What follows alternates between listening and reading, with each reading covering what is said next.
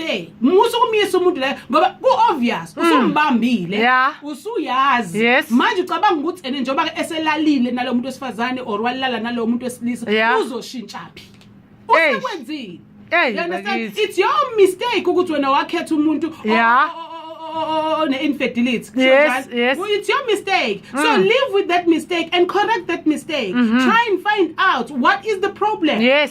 Sixoxe mama, kwenzekeni. You understand? Kodwa kumshaya it won't solve anything.